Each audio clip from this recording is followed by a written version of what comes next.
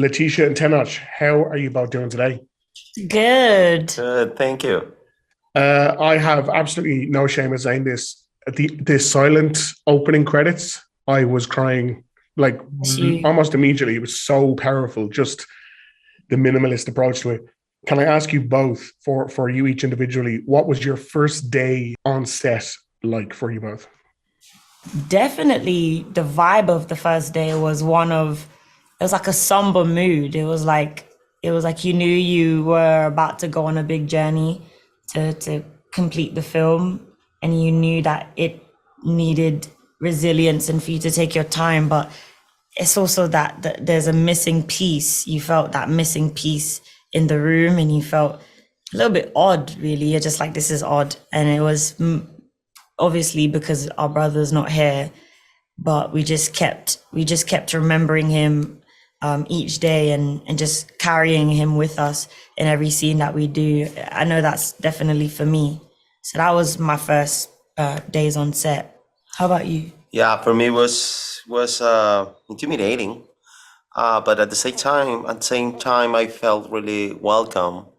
But all my partners on set, of course, Ryan was really empathetic with, I was the new guy in the neighborhood, so it felt pretty much comfortable because of them. And especially when I shared the first scenes with Letitia, it was so great. Most of my scenes are with her.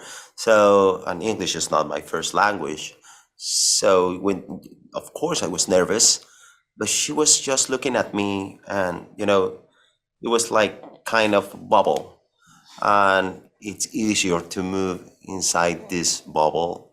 It's necessary, actually. And it was such a great experience. And of course, it was an opportunity to honor the legacy of someone like Chadwick. I haven't met him, but I knew about him through the stories, the voice, the eyes, and the love of all the people who met him before. That's it's fantastic. It's lovely to hear.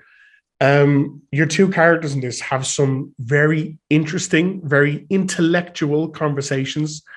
There's a very strong socio-political, angle to the whole thing, which is just something I love so fantastic about the movie.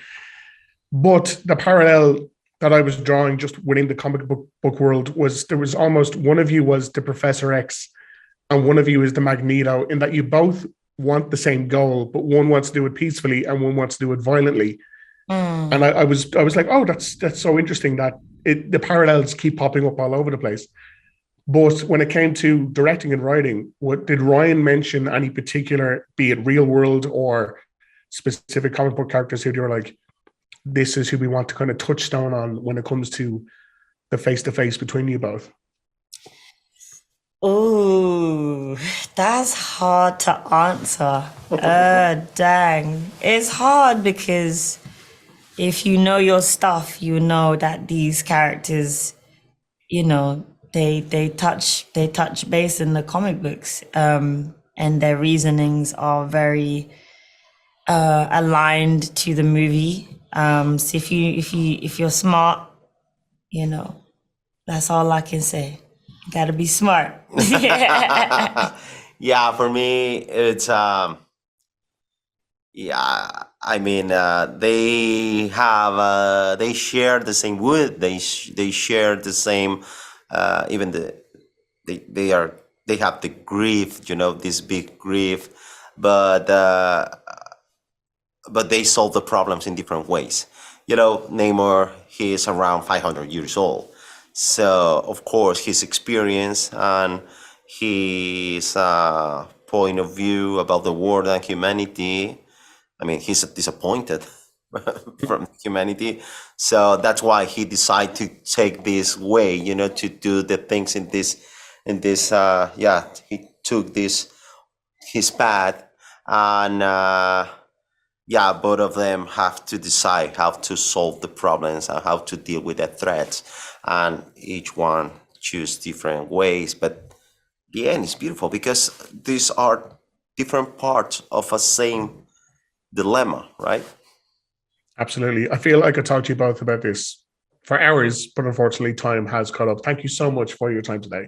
You're welcome. Thank Thank you for you. watching it. Show them who we are.